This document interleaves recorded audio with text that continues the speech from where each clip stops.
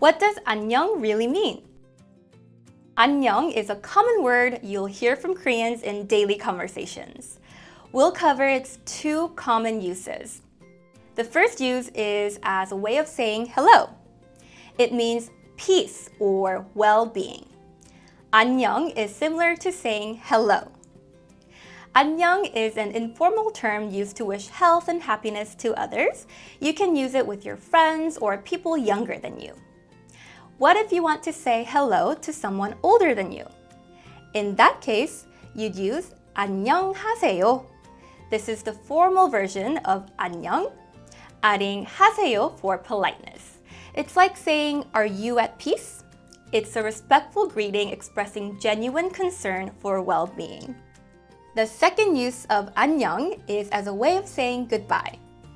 안녕 can be used as an informal goodbye, commonly used with friends or those younger than you. Now, what if you want to say goodbye to someone older than you?